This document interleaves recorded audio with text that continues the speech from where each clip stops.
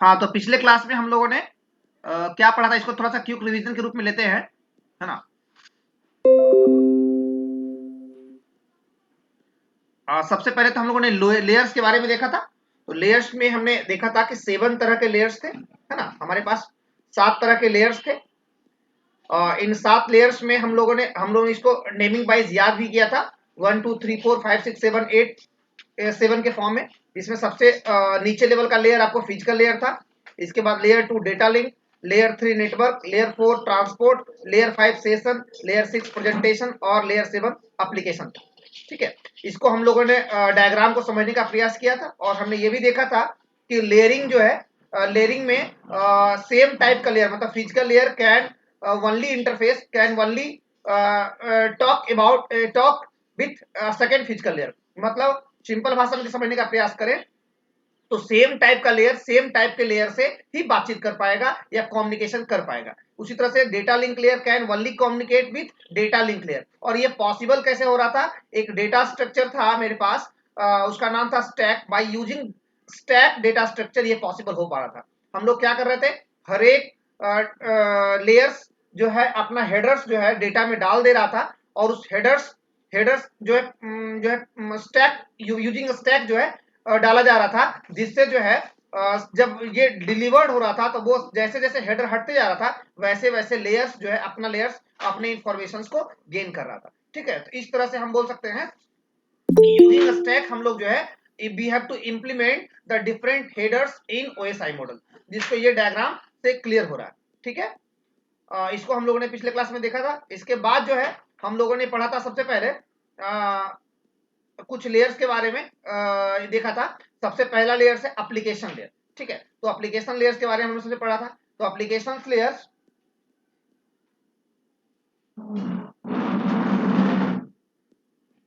Application layer एक second.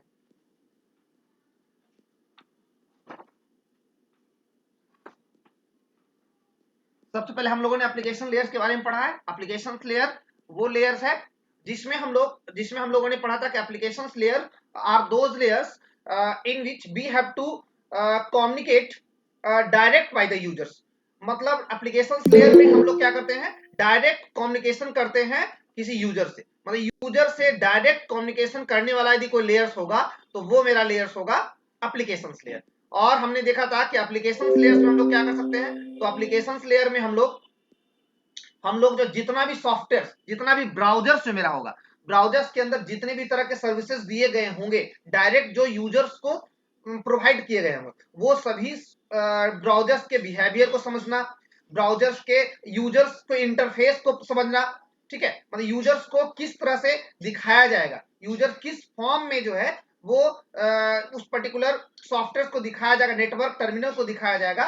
तो network control terminal को मेंटेन करने का काम आपको एप्लीकेशन लेयर को दिया गया। मतलब जितने भी सॉफ्टवेयर होंगे वो डायरेक्ट वे में जो यूजर को सर्विसेज देंगे, उस सर्विसेज को देने का काम एप्लीकेशन लेयर का होगा। ठीक है। उसके बाद सेकंड क्या था, यूजर्स क्या करेगा, तो यूजर्स जो है अपना डेटा वगैरह ट्रांसफर करेगा, तो उस फाइल को ट्रांसफर करना, उसको एक्सेस करना, उसको मैनेज करना at the level of users, ये क्या करेगा, या at the level of applications, ये एप्लीकेशन लेयर करेगा। थर्ड जैसे मेल सर्विसेज था, मेल सर्विसेज डायरेक्ट वे में या फिर डायरेक्ट मेल सर्विसेज जो भी है वो एप्लीकेशन लेयर को जिम्मेदारी दिया गया है। उसको डायरेक्टरी सर्विसेज के भी बारे में हमने आपको कल बताया था। डायरेक्टरी सर्विसेज मतलब lots amount of data are present inside the network, और उस डेटा को कैसे एक्सेस मिलेगा, डेटा इंटरनेट में वास्ट अमाउंट ऑफ डेटा पड़ा हुआ, तो उसमें से कैसे ये डेटा फैच होगा, ये फैच करके कैसे यूजर्स के सामने पेश होगा, ये सभी जिम्मेदारी एप्लीकेशन लेयर को दिया गया है। मतलब सिंपल एक लाइन में अगर समझने का प्रयास करें तो एप्लीकेशन लेयर्स डायरेक्ट यूजर को सर्विसेज देने का काम करता है।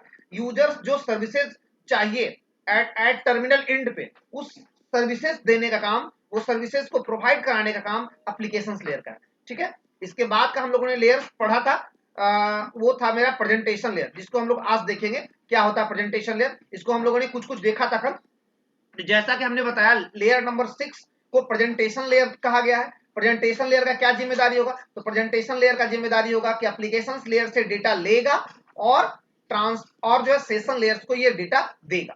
ठीक है। मतलब प्रेजेंटेशन लेयर्स की रिस्पांसिबिलिटी उल्टा सेंडिंग एंड पे, अगर रिसीविंग एंड पे बात करें तो ये सेशन लेयर से डेटा लेगा और एप्लीकेशन लेयर को डेटा देगा। ठीक है। इस तरह से प्रेजेंटेशन लेयर जो है वो लेयर नंबर 6 कहलाता है, ठीक है, जो कि लेयर नंबर 7 और लेयर नंबर 5 के बीच में रहता है।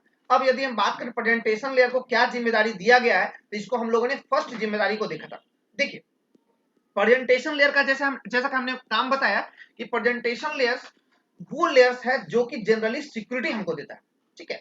हम लोग जैसा कि हमने बताया था डेटा जो मेरा ट्रांसफर हो रहा है, डेटा एक्चुअल वे में जो ट्रांसफर हो रहा है, तो डेटा जो ट्रांसफर हो रहा है हमने बताया था जो एप्लीकेशन लेयर के द्वारा जो डेटा बनाया गया होगा, जो डेटा सेंड किया गया होगा, वो डेटा मिला होगा प्रेजेंटेशन लेयर को। अब प्रेजेंटेशन लेयर उस डेटा को एज इट इज नहीं रहने देता है, बल्कि उस डेटा को सबसे पहले क्या करता है, देखिए सबसे पहले क्या करता है उसको वो ट्रांसलेट करता है। देखिए यहां पर एक काम है आपको ट्रांसलेशन करना। ट्रांसलेशन करने का मतलब थोड़ा समझने का हम लोग प्रयास करते हैं। ट्रांसलेशन का मतलब होता है कि जैसे डिफरेंट कंप्यूटर सिस्टम नेटवर्क में हम लोग यूज कर सकते हैं different types of computer system, ठीक है, different types of computer system, ठीक है। अब different type of computer systems contains different operating system, different hardware, और वो डिफरेंट हार्डवेयर और different operating system different encoding methods को यूज करता है। जैसे कोई सिस्टम आपको आस्की यूज करता है, कोई सिस्टम आपको ईबीसीडी कोड यूज करता है, कोई सिस्टम्स और डिफरेंट इनकोडिंग सिस्टम्स को यूज करता है। अब हमें क्या करना है, हमें उन सिस्टम्स के बीच में कम्युनिकेशंस कराना है। तो अब जो सॉफ्टवेयर जो जो एप्लीकेशंस लेयर होगा वो अपने अपने एप्लीकेशंस के हिसाब से, अपने सिस्टम्स के हिसाब से वो क्या किया होगा, अपना डेटा जनरेट किया होगा। या तो वो आस्की बेस्ड डेटा होगा, या वो यूनिकोड बेस्ड डेटा होगा, या वो ईबीसीडी बेस्ड कोड डेटा होगा। अब हमें क्या करना है, हमें सेंडर और रिसीवर्स के डेटा को ध्यान रखना, हमें सेंडर और रिसीवर के कोडिंग सिस्टम्स को ध्यान रखना। हमें क्या करना है, उस हिसाब से सेंडर और रिसीवर के सिस्टम्स के हिसाब से उसको क्या करना है, ट्रांसलेट करना। हो सकता है आस्की को हमको यूनिकोड में चेंज करना होता होगा, या यूनिकोड को आस्की में चेंज करना होता होगा, या फिर आस्की को ईबीसीडी कोड में चेंज करना होता होगा, या ईबीसीडी कोड को आस्की में चेंज करना। बहुत सारे coding different different systems contains different encoding systems. अब हमें क्या करना है, हमें जो है जैसा रिसीवर का डेटा चाहिए उसके हिसाब से उसमें चेंजिंग करना होगा, तब जाकर के ही रिसीवर उस डेटा को पढ़ पाएगा, रिसीवर उस डेटा को देख पाएगा, या फिर देख लेगा तो उसको समझ पाएगा। इसका मतलब ट्रांसलेशन करना होगा डेटा को। सेंडर जैसा डेटा भेज रहा है, अगर उसी टाइप का डेटा उसी तरह का इनकोडिंग सिस्टम रिसीवर के पास नहीं है, तो हमें चेंज करना होगा उस पर्टिकुलर डेटा को according to the behaviour of receiving receiver end, receiver के सिस्टम के हिसाब से हमें चेंज करना होगा।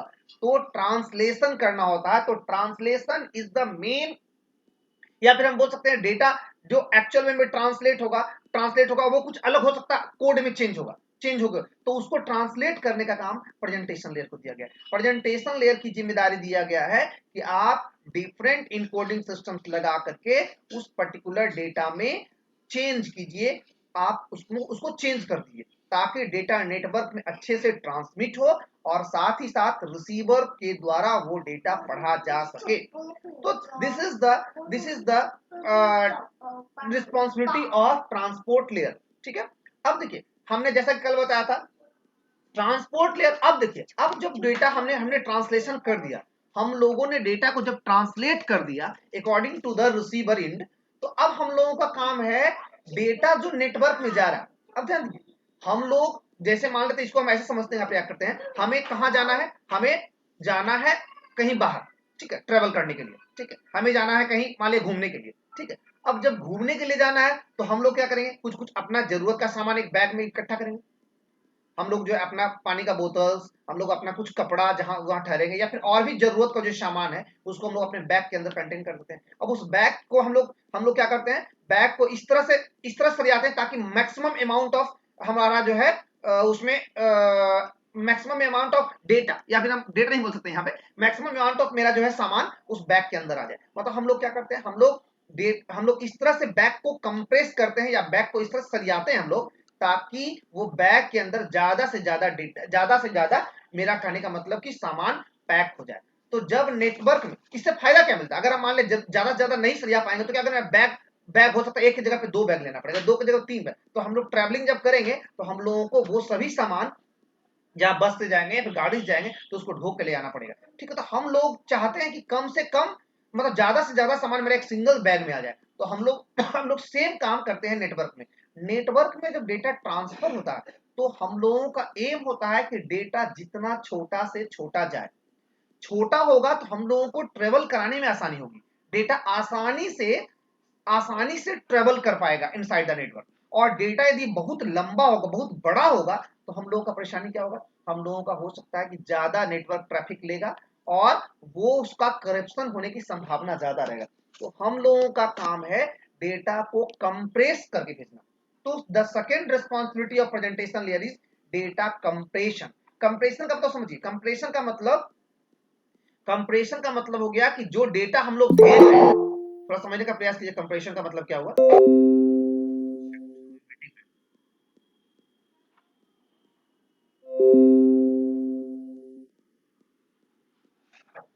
तो कंप्रेशन को हम आपको समझाने का प्रयास करते हैं, कंप्रेशन का मतलब क्या हुआ।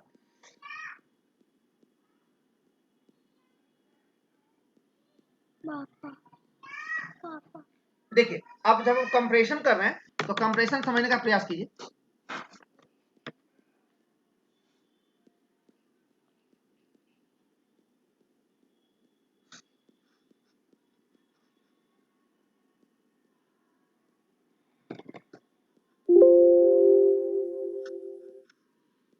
जैसे मान लिया हमारा जो है डेटा ये है, हम ये डेटा भेजना चाह रहे हैं।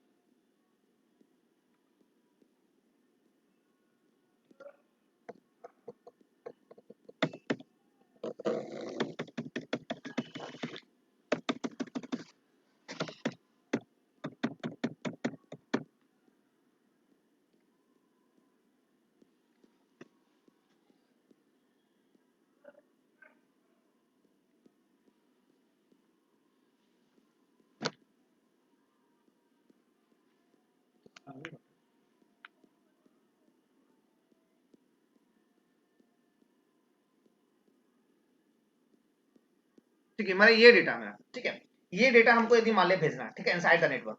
अब हम इतना बड़ा डेटा हम यदि भेजेंगे तो हम क्या करेंगे, इस डेटा के जगह पे क्या भेजेंगे, इस डेटा के जगह पे भेजेंगे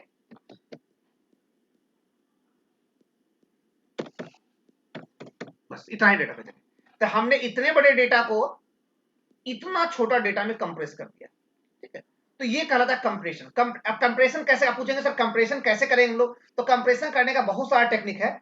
ये सिर्फ ये जब डेटा ट्रैवलिंग होगा, जिस टाइम पे डेटा ट्रैवलिंग हो रहा है, सिर्फ उस टाइम पे ये डेटा ये है। जब रिसीवर एंड पे डेटा मिलेगा तो ये डेटा को फिर से हम इस डेटा में कन्वर्ट कर देंगे ताकि रिसीवर जो है एक्चुअल डेटा उसको मिल सके।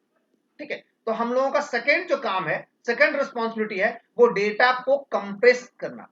तो फर्स्ट वन इज ट्रांसलेशन करना, सेकेंड वन इज कंप्रेशन करना, and third one is encryption करना। अब ध्यान दीजिए, इंक्रिप्शन में हम लोग क्या करेंगे, इंक्रिप्शन में हम लोग क्या करेंगे, ये डेटा तो जा रहा है एक्चुअल में, लेकिन इसके जगह पे हम लोग क्या भेजेंगे, इसके जगह पे हम लोग भेजेंगे, देखिए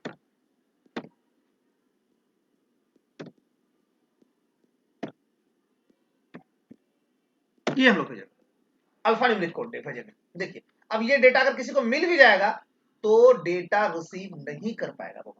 ठीक है, तो there are three responsibility is given to the presentation layer. Presentation layer को तीन तरह की रिस्पॉन्सिबिलिटी दी गई है। The first one is translation. Translation का मतलब हो गया कि डेटा को डिफरेंट इनकोडिंग मेथड, जैसा मेरा हार्डवेयर सपोर्टेड है, जैसा मेरा सिस्टम सपोर्टेड है, मेरा रिसीवर का सिस्टम जैसा सपोर्टेड है, मेरा सेंडर का रिसीवर जैसा जो इनकोडिंग सिस्टम्स को सपोर्टेड है, उसके हिसाब से ट्रांसलेशन करना, डिफरेंट इनकोडिंग टेक्निक्स लगा करके उसको उस हिसाब से ट्रांसलेट कर देना। सेकेंड वन इज कंप्रेशन करना, डेटा यदि बहुत लंबा है तो उसको छोटा कर देना। और थर्ड वन इज इंक्रिप्शन करना। इंक्रिप्शन करने का मतलब हो गया कि डेटा को ओरिजिनल फॉर्म में ना रहने देना, उसको डिफरेंट फॉर्मेट में चेंज कर देना। इंक्रिप्शन से फायदा क्या मिलता है, इंक्रिप्शन से फायदा यह मिलता है कि डेटा जो है ओरिजिनल फॉर्म में न रहकर किसी डिफरेंट फॉर्म में चेंज हो जाता है, जिससे यदि किसी अनऑथराइज्ड पर्सन को डेटा यदि मिल जाए तो वो उस डेटा का मिसयूज नहीं कर पाए,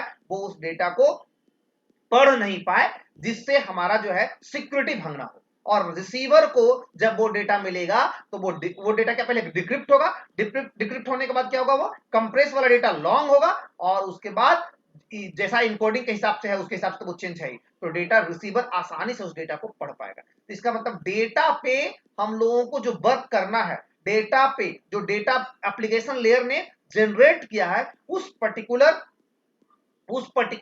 डेटा पे जो हम लोगों को वर्क करना है, जो वर्क करना था सिक्योरिटी रिलेटेड वर्क या कंप्रेशन रिलेटेड वर्क या ट्रांसलेशन रिलेटेड वर्क, वो वर्क का जिम्मेदारी प्रेजेंटेशन लेयर को दिया गया है।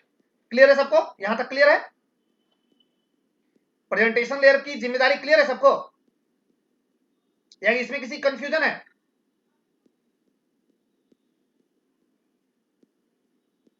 Please comment. प्रेजेंटेशन लेयर की जिम्मेदारी क्लियर है? नो सर, किसमें दिक्कत है बताइए?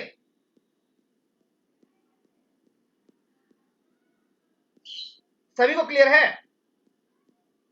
यस सर, क्लियर है। क्लियर है ना? ठीक है, चलिए आप लोग नेक्स्ट लेयर पे आते हैं। तो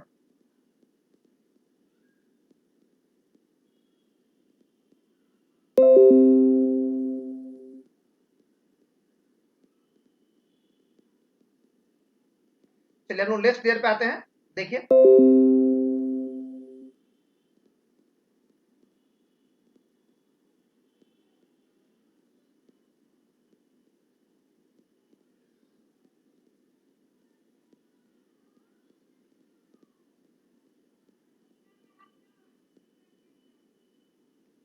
चलिए नेक्स्ट हम लोग आते हैं।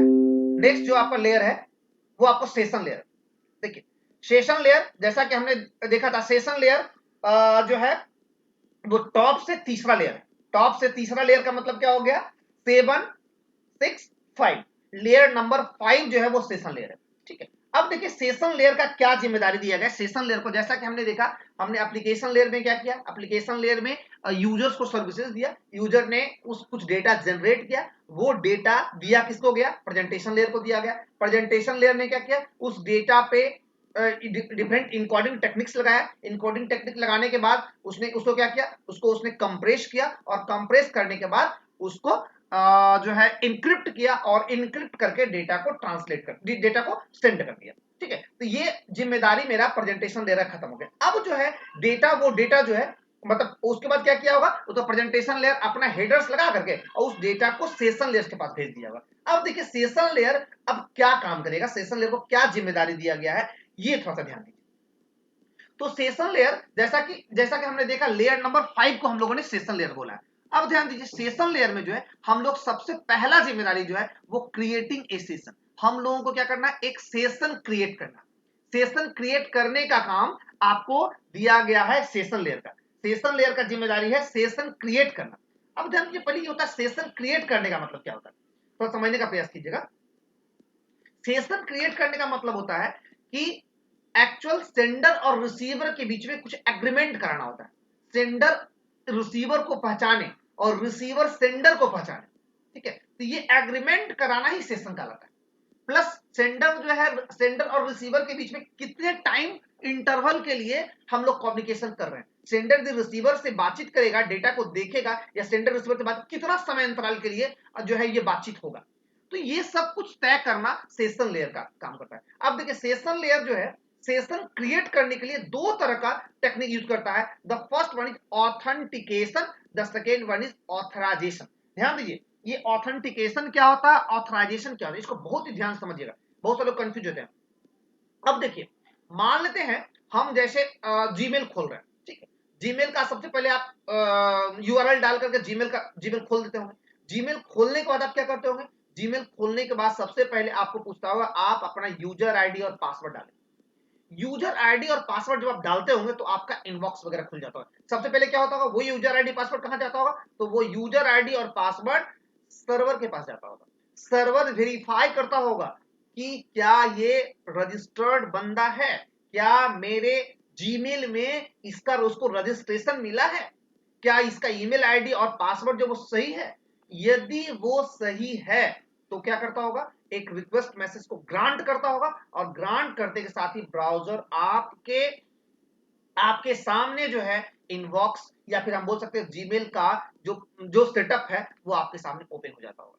तो ये जो है, ये जो प्रोसेस हमने किया, हमने वेरीफाई करवाया अपने आप को, एक यूजर के का वेरिफिकेशन हुआ किसके द्वारा, तो जीमेल के द्वारा या किसी भी वेबसाइट के द्वारा जो हम लोग वेरिफिकेशन करते हैं, इस वेरिफिकेशन को हम लोग ऑथेंटिकेशन बोलते हैं। ध्यान दीजिए, इस वेरिफिकेशन को हम लोग ऑथेंटिकेशन बोलते हैं। ऑथेंटिकेशन का मतलब यूजर सही है या नहीं सही है, इसकी इसको ऑथराइज कराना, या फिर इसी को बोल सकते हैं सेशन को क्रिएट करना। हमने सेशन क्रिएट कर दिया है, अब हमको सर्वर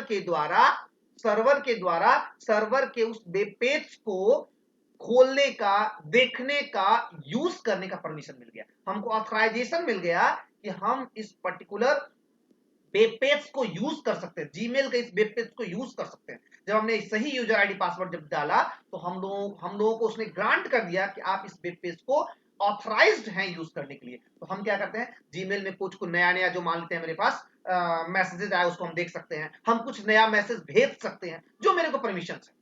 अब उसी कहानी, मान लिया फेसबुक आप खोलते हैं, फेसबुक का जब फ्रंट पेज आप खोलते होंगे तो फ्रंट पेज के बाद आपको यूजर आईडी और पासवर्ड मांगता होगा। जैसे आप यूजर आईडी पासवर्ड आप डाल रहे हैं, इसका मतलब आप ऑथराइज चेक करा रहे हैं, आप सर्वर से रिक्वेस्ट कर रहे हैं कि मैं एक यूजर हूं फेसबुक का, एक ऑथराइज यूजर हूं, मुझे तुम अपने पेज या फिर अपना जो जो हमने पेज बनाया है आपके सर्वर पे, उस पेज को एक्सेस करने का हमको परमिशन दे दे।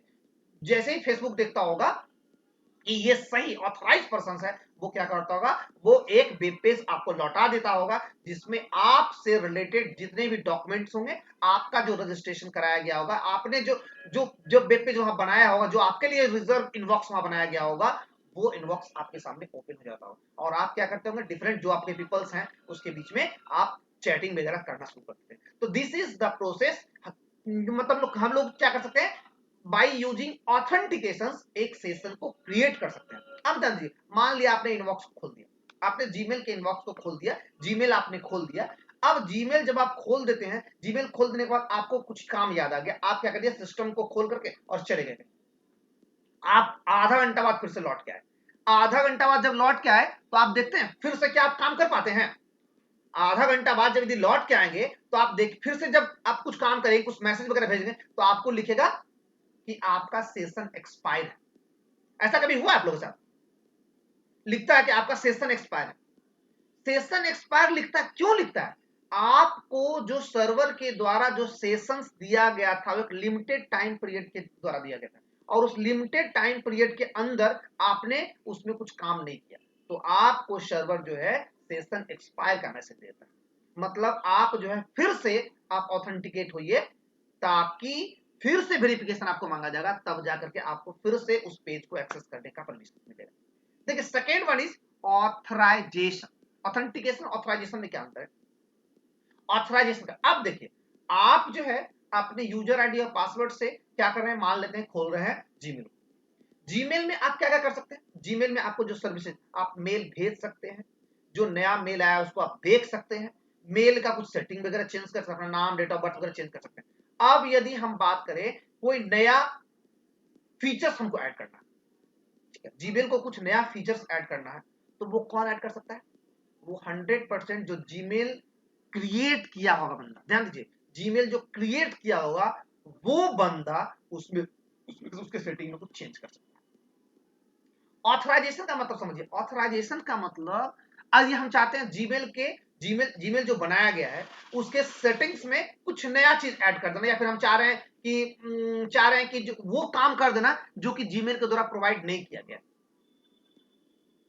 ऑथराइजेशन को समझने का प्रयास कीजिए। ऑथराइजेशन को, इसको हम थोड़ा सा दूसरा एग्जांपल समझते हैं। जैसे मान लेते हैं हम बैंक में काम करते हैं, ठीक, बैंक में हम एक क्लर्क है, बैंक में हम क्लर्क है और हमको जो है, हम पीएनबी में बैंक है, पीएनबी बैंक का क्लर्क है, तो हमको लोगों को जो है पीएनबी का एक वेब पेज एक्सेस करने का हमको परमिशन पीएनबी दिया है। हम जैसे ऑफिस में जाते हैं 10 बजे अपने यूजर आईडी पासवर्ड खोल करके, और हम क्या करते हैं पीएनबी के काउंटर पे काम करते हैं, ठीक है।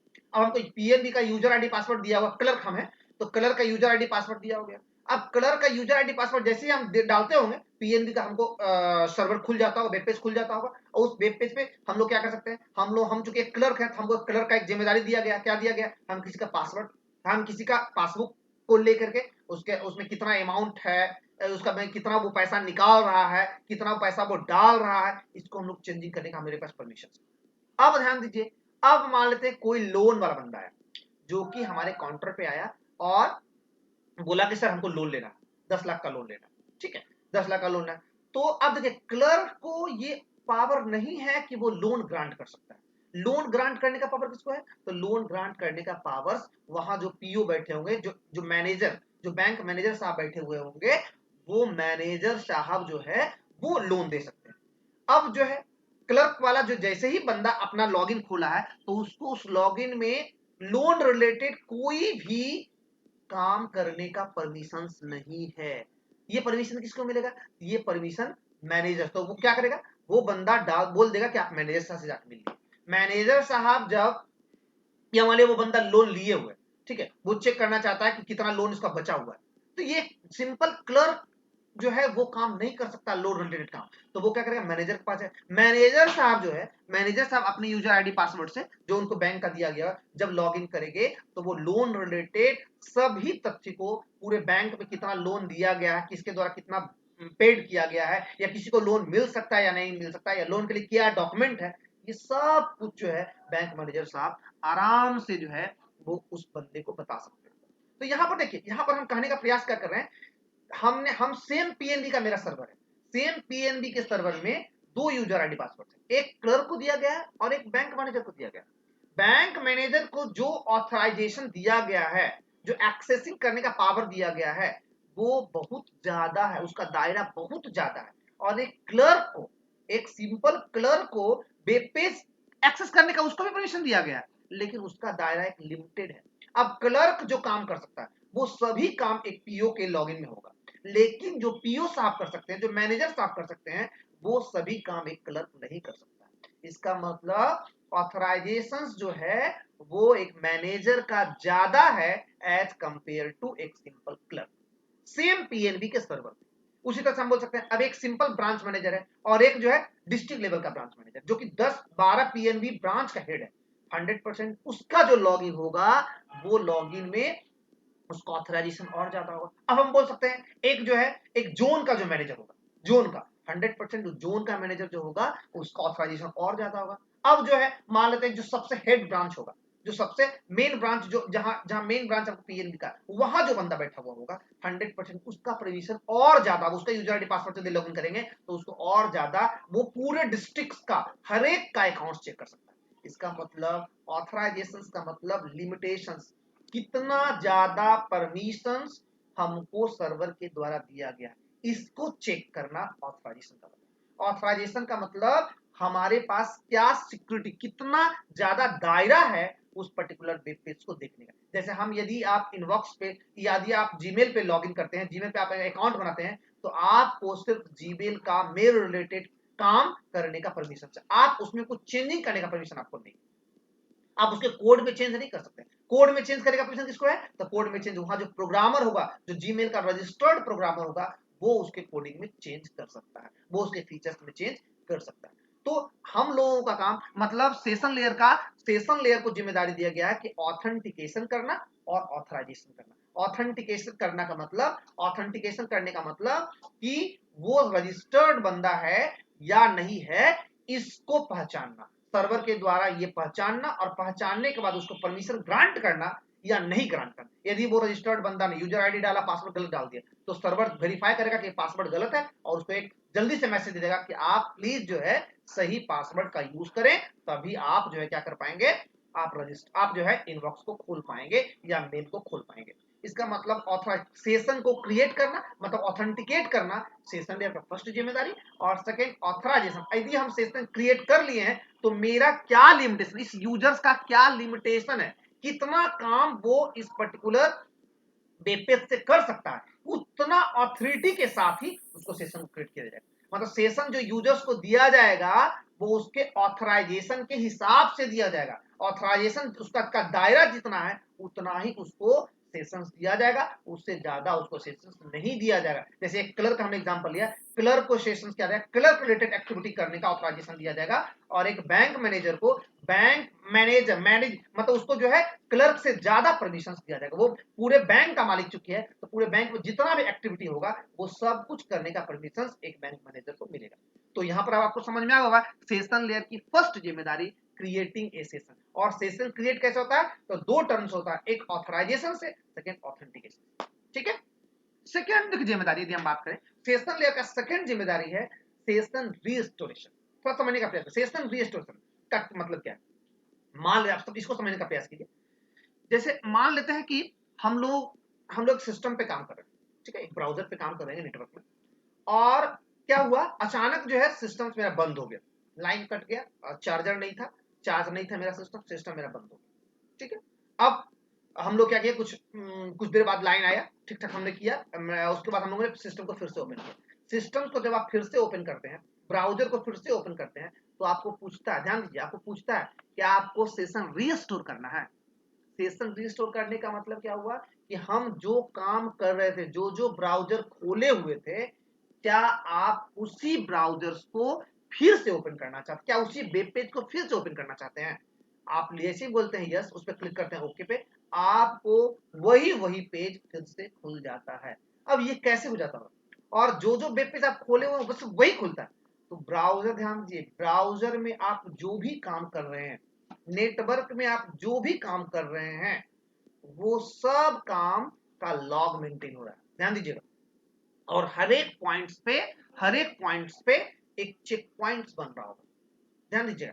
तो जैसे ही आपका सिस्टम बंद होता है, आपका ब्राउजर इतना इंटेलिजेंट है कि वो लास्ट मोमेंट पे सिस्टम बंद होने के जस्ट पहले वो उस सेशंस को रिस्टोर करके आपके ब्राउजर में रख देता है।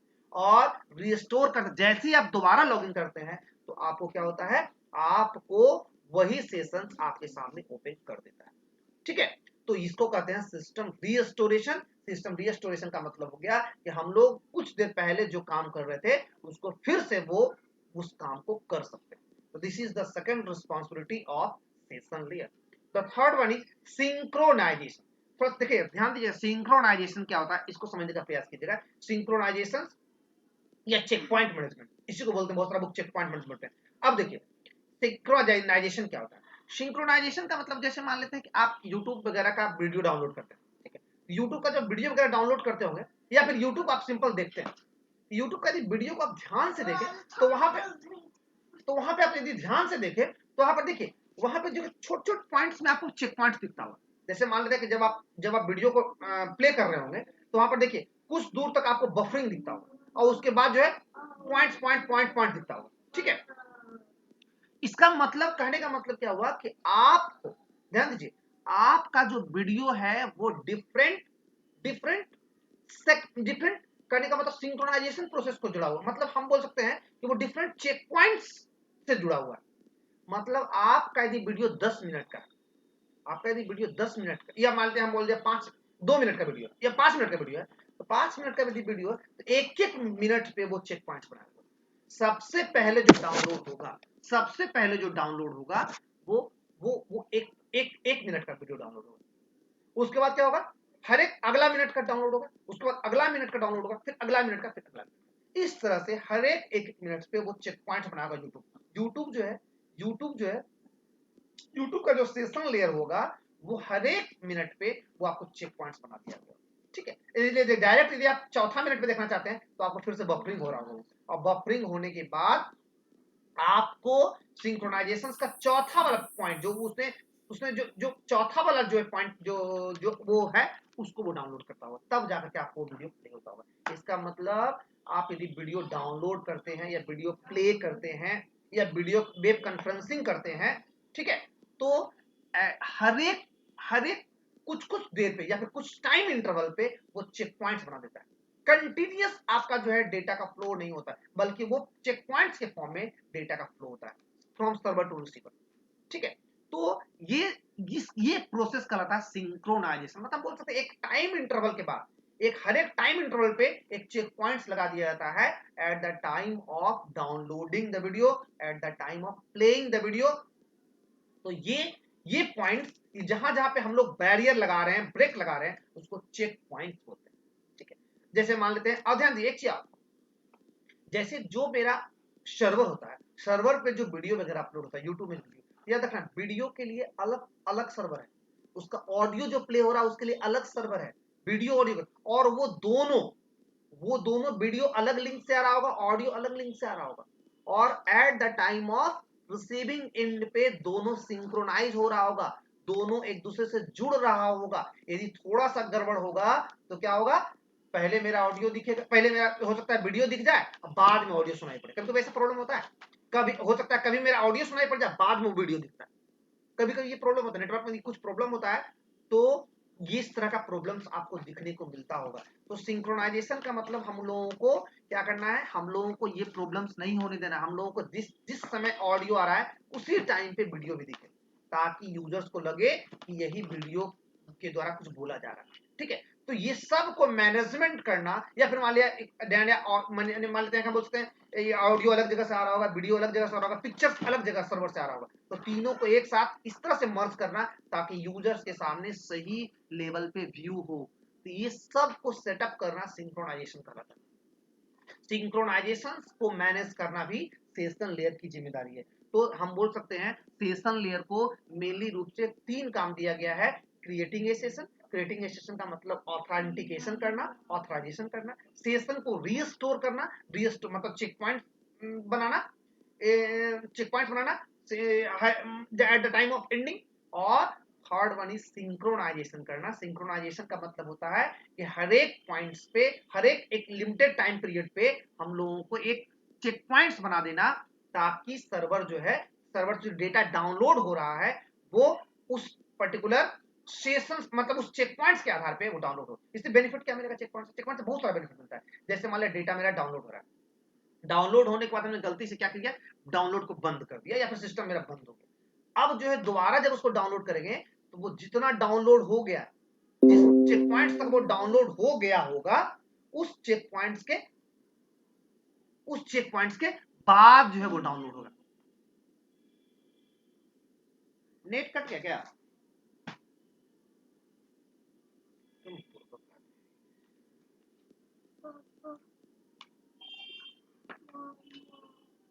हाँ, आवाज जा रही है? यस सर, आवाज जा रही है ना? हाँ, यस सर, तो जा रही है।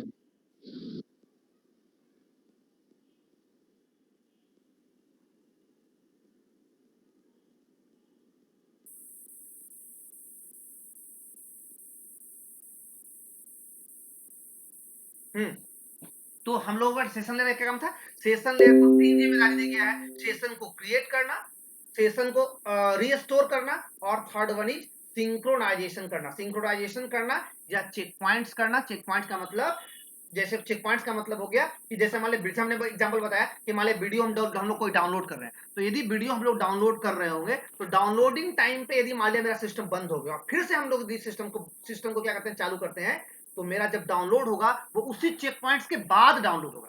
सेम कहानी अपलोडिंग के केस में, अपलोडिंग यदि हम लोग किसी वीडियो को कर रहे हैं, अपलोडिंग कर रहे हैं, तो अपलोडिंग जो है वो चेक पॉइंट्स के फॉर्म में, जैसे आपको दिखाता है कि आपको 10% अभी अपलोड हुआ है, 20% अपलोड हुआ है, 30, ये क्यों दिखाता है 10%, 20%, 30%? वो कैसे दिखा पाता है 10%, 20%, 30%? इसलिए दिखा पाता है चेक पॉइंट्स के कारण। चेक पॉइंट्स में ऑलरेडी पता है कि कितना परसेंटेज डेटा अभी गया है। यदि मान लेते हैं कि वो डेटा 100% को जो है 10 पॉइंट्स में वो तोड़ दिया होगा, तो यदि मान लिया हमें 3 चेक पॉइंट्स अपलोड हो गया है तो बताता है कि 80, ये भी आपको जो है 20% अपलोड हुआ डेटा। यदि मान लेते हैं कि मेरा चेक पॉइंट्स का 6 चेक पॉइंट्स मेरा अपलोड हो गया, तो बोलता है 60% आपका डेटा अपलोड हो गया। तो इस तरह से हम लोग चेक पॉइंट्स से बेनिफिट्स हमको डाउनलोडिंग में और हम लोगों को अपलोडिंग में काफी हेल्प मिलता है। तो सेशन लेयर को इस ये 3 जिम्मेदारी दिया गया है ताकि डेटा आसानी से सेंडर से रिसीवर के बीच में चला जाए। ठीक है, अब हम लोग आते हैं नेक्स्ट लेयर जो है वो ट्रांसपोर्ट लेयर। ठीक है, ट्रांसपोर्ट लेयर, देखिए ट्रांसपोर्ट लेयर को क्या जिम्मेदारी दी गया है, इसको हम लोग थोड़ा देखने का प्रयास करते हैं। ट्रांसपोर्ट लेयर जैसा कि आप देख रहे हैं, टॉप से कितना नंबर का लेयर होगा, ट्रांसपोर्ट लेयर कितने नंबर का लेयर है बताइए आप लोग, ट्रांसपोर्ट लेयर कितने नंबर का लेयर है? फोर्थ नंबर का लेयर, बिल्कुल सही। फोर्थ नंबर का लेयर जो है वो ट्रांसपोर्ट लेयर है। अब नाम ही है ट्रांसपोर्ट, ध्यान दीजिए, नाम ही आपका है ट्रांसपोर्ट लेयर। इसका मतलब ट्रांसपोर्ट का मतलब यदि हम बात करें एक्चुअल वे में ट्रांसपोर्टेशन का, एक्चुअल वे में यदि ट्रांसपोर्टेशन का बात करें, ठीक है, तो ट्रांसपोर्टेशन का मतलब क्या होता है? ट्रांसपोर्टेशन का मतलब होता है कि हम लोगों को डिफरेंट, हम लोगों को जो है, हम लोगों को क्या करना है, हम लोगों को जो है ट्रांसपोर्ट करना है किसी डेटा को फ्रॉम सेंडर टू रिसीवर। मान लेते हैं कि हम लोग, जैसे मान ट्रांसपोर्टेशन का मतलब क्या समझते हैं? ट्रांसपोर्टेशन का मतलब हम लोग व्हीकल्स के बारे में बात करते हैं, ठीक है, व्हीकल्स के बारे में बात करते हैं, मतलब हम बोलते हैं ट्रांसपोर्ट एरिया हम जा रहे हैं, इसका मतलब व्हीकल्स मैनेजमेंट के बारे में हम बात कर रहे हैं। तो ट्रांसपोर्ट लेयर उसी से नाम दिया गया है, मतलब एक्चुअल डेटा को भेजने का काम, एक्चुअल डेटा को ट्रैवलिंग करने का काम ट्रांसपोर्ट लेयर को दिया गया। ध्यान दीजिए, ट्रांसपोर्ट लेयर का काम एक्चुअल डेटा ट्रांसमिशन है। अब ध्यान दीजिए ये क्या करेगा, अब जैसा कि हमने बताया ट्रांसपोर्ट लेयर, लेयर नंबर 4 है, तो 100% ये क्या करेगा, इसके टॉप जो लेयर होंगे, इसके टॉप लेयर का सेशन लेयर, सेशन लेयर जो है अपने हिसाब से डेटा में, अपने पैकेट्स के हिसाब से डेटा को मैनेज करके वो ट्रांसपोर्ट लेयर को दे दिया। अब ट्रांसपोर्ट लेयर क्या करेगा, इस डेटा को, इस पैकेट्स को, इस डेटा को क्या करेगा, अपने हिसाब से मैनेज करेगा। अब अपने हिसाब से उसको क्या जिम्मेदारी दिया गया है, और अपने हिसाब से उसको मैनेज करके किसको दे देगा, तो नेक्स्ट वाले लेयर को दे देगा, ठीक है। तो ट्रांसपोर्ट लेयर का सबसे पहला काम है end to end delivery, end to end delivery. ध्यान दीजिए, एंड टू एंड डिलीवरी क्या होता है, इसी को बोलते हैं पोर्ट टू पोर्ट डिलीवरी, इसी को बोलते हैं प्रोसेस टू प्रोसेस डिलीवरी, इसी को बोलते हैं एप्लीकेशन टू एप्लीकेशन डिलीवरी। इसको देखिए, इसको समझने के पहले हम लोग थोड़ा सा समझने का प्रयास करते हैं। जैसे मान लेते हैं, जैसे मान लेते हैं कि हम लोगों को, हम लोगों ने एग्जांपल लिया था इंडियन पोस्ट ऑफिस का। इंडियन पोस्ट ऑफिस में हमने देखा था हम लोगों को एक लेटर्स भेजना है, कहां भेजना है, एक लेटर्स को भेजना है सेंडर से रिसीवर के।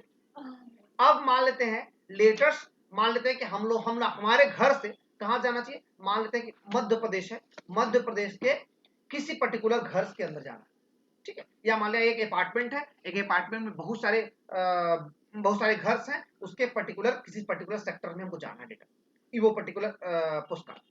तो वहां का जो लोकल पोस्टमैन होगा, वो पोस्टमैन का क्या काम होगा, उस लोकल पोस्टमैन का काम होगा कि वो जो है इस डेटा को, वो जो है इस डेटा को क्या करेगा, उस पर्टिकुलर घर तक पहुंचाए। ध्यान देने का प्रयास कीजिएगा आप लोग, वो लोकल पोस्ट ऑफिस का काम होगा कि वो उसके घर तक उस पर्टिकुलर पोस्ट कार्ड को पहुंचाए। इसका मतलब यदि मान लेते हैं, जैसे मान लेते हैं बिहार शरीफ का कोई पर्टिकुलर मोहल्ला है, कोई पर्टिकुलर मोहल्ला का एड्रेस यदि उस पोस्ट कार्ड पे रखा हुआ है, तो उस पोस्ट कार्ड पे यदि किसी पर्टिकुलर एड्रेस रखा हुआ, तो हम लोगों का उस इंडियन पोस्ट ऑफिस का जो पोस्टमैन होगा उसका काम होगा उस मोहल्ला के अंदर, उस पर्टिकुलर घर के अंदर, मान लिया एक बहुत बड़ा बिल्डिंग है, उस बिल्डिंग में बहुत सारे रेंटर रहते हैं, तो जिस पर्टिकुलर घर के अंदर वो पर्टिकुलर पर्सन रहता है वहां तक डिलीवरी देने का काम उस पोस्ट ऑफिस का है, उस पोस्ट मास्टर का है। इसका मतलब ध्यान दीजिए, हम लोग जो हम लोग जो ब्राउजर में काम करते हैं, हाँ समय बोलो, प्रणाम प्रणाम, हाँ क्या, एक सेकंड रुको, जैसे 10 मिनट में बता दो, 5 मिनट में, ठीक है।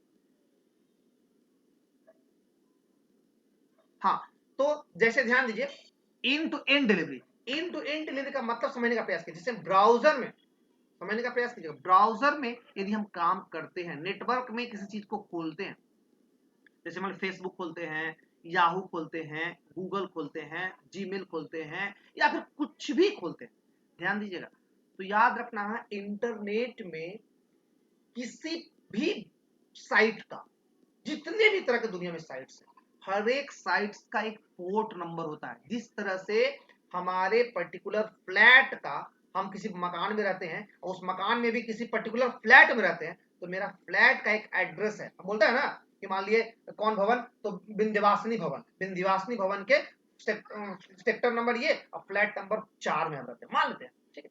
तो यहाँ पर हर एक फ्लैट का एक एड्रेस है। उसी तरह से यदि हम नेटवर्क में काम कर रहे हैं, तो नेटवर्क के अंदर जितना भी तरह का वेबसाइट्स है, उस सभी वेबसाइट का एक पोर्ट नंबर है। हम ब्राउजर में यदि 4 वेबसाइट खोले हुए हैं, मान लिया फेसबुक खोले हुए हैं, जीमेल खोले हुए हैं, हम याहू खोले हुए हैं, या फिर कुछ और खोले हुए हैं, तो जितना भी तरह का वेबसाइट खोले हुए हैं सभी वेबसाइट का एक प्री डिफाइंड पोर्ट नंबर होता है और उस पोर्ट नंबर के हिसाब से ही उस पर्टिकुलर वेबसाइट को जाना जाता है। तो याद रखना है, तो ट्रांसपोर्ट लेयर को जो जिम्मेदारी दिया गया है कि आपको उस पर्टिकुलर मैसेजेस को उस पर्टिकुलर पोर्ट तक पहुंचाना है। फिर से समझने का प्रयास कीजिएगा। हम कहने का मतलब, यदि मान लेते हैं मेरा एक नोट्स है, एक सिस्टम्स है, सिस्टम्स के अंदर डिफरेंट तरह के काम हो रहे होंगे। एक सिस्टम्स के अंदर हम लोग 10 तरह का वेबसाइट खोले हुए हैं। अब 10 तरह के वेबसाइट्स हमारे सेंडर है, तो सेंडर में सेंडर टाइम पे या रिसीवर एंड पे 10 तरह के काम हो रहे होंगे और 10 तरह के काम 10 तरह के पोर्ट्स पे हो रहे होंगे।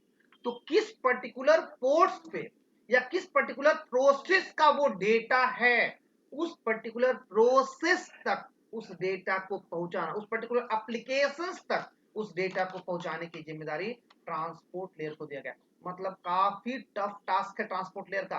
ट्रांसपोर्ट लेयर एक तरह का हम बोल सकते हैं लोकल लेवल का पोस्टमैन है, जो है उसको पता है कि इस पर्टिकुलर शहर में कितने घर हैं और हर एक घर के अंदर कितने तरह के बोल सकते हैं कितने तरह के सेक्टर्स हैं और उस सेक्टर्स के अंदर कितने नंबर ऑफ फ्लैट्स हैं और उस फ्लैट्स के हिसाब से आपको उस पर्टिकुलर लेटर को उस फ्लैट के अंदर तक पहुंचा देने का काम उस पर्टिकुलर, जैसे उस पोस्टमैन का है उसी तरह से ट्रांसपोर्ट का काम है कि सिस्टम से यदि एक पर्टिकुलर नोट्स है और उस नोट्स के अंदर बहुत सारे प्रोसेस, बहुत सारे वेबसाइट्स खुले हुए हैं, तो किस पर्टिकुलर वेबसाइट्स का वो पर्टिकुलर डेटा है, उस पर्टिकुलर वेबसाइट, उस पर्टिकुलर प्रोसेस, उस पर्टिकुलर एप्लीकेशंस के अंदर उस पर्टिकुलर मैसेज को पहुंचाने की जिम्मेदारी ट्रांसपोर्ट लेयर को दिया गया है। तो ट्रांसपोर्ट लेयर क्या करता है? एंड टू एंड डिलीवरी करता है। ध्यान समझने का प्रयास कीजिएगा। End to end delivery, end to end का मतलब एकदम लास्ट एंड, जहां होना चाहिए डिलीवरी, वहां तक डिलीवरी देने का काम ट्रांसपोर्ट लेयर का है। सेकेंड, पोर्ट, उसी को बोलते हैं पोर्ट। हमने अभी बताया कि नेटवर्क में यदि हम कोई काम कर रहे हैं तो वो सभी काम किसी न किसी प्री डिफाइंड पोर्ट पे होता है। ये पोर्ट क्या होता है, किसको क्या पोर्ट नंबर असाइन किया गया है, इसको हम लोग आगे के क्लास में देखेंगे।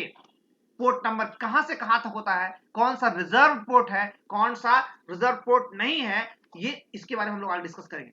तो ये सिंपल भाषा में आप समझिए कि कोई भी वेबसाइट से यदि है बनाते हैं हम लोग, या कोई भी इंटरनेट में हम लोग कुछ वेबसाइट को खोलते हैं, तो उसके लिए एक प्री डिफाइंड पोर्ट है, तो उस पोर्ट तक उस मैसेजेस को पहुंचाने का काम ट्रांसपोर्ट लेयर, हम बोल सकते हैं एंड टू एंड डिलीवरी का काम ट्रांसपोर्ट लेयर का है, पोर्ट टू पोर्ट डिलीवरी का काम ट्रांसपोर्ट लेयर का है, प्रोसेस, उसी बोलते हैं प्रोसेस, उस पर्टिकुलर प्रोसेस तक पहुंचाने का काम जो है वो ट्रांसपोर्ट लेयर का है। और उस पर्टिकुलर एप्लीकेशन, जो एप्लीकेशन हम खोले हुए हैं, डिफरेंट एप्लीकेशन खोल सकते हैं, तो जो एप्लीकेशन हम खोले हुए हैं उस पर्टिकुलर एप्लीकेशन तक उस पर्टिकुलर डेटा को पहुंचाने का काम ट्रांसपोर्ट लेयर। तो ट्रांसपोर्ट लेयर का जिम्मेदारी काफी इंपॉर्टेंट, इसको हम लोग बोल सकते हैं कि ये एंड टू एंड डिलीवरी करता है, पोर्ट टू पोर्ट डिलीवरी करता है, प्रोसेस टू प्रोसेस डिलीवरी करता है, या एप्लीकेशन टू एप्लीकेशन डिलीवरी करने का काम आपको इस लेयर्स को दिया गया है।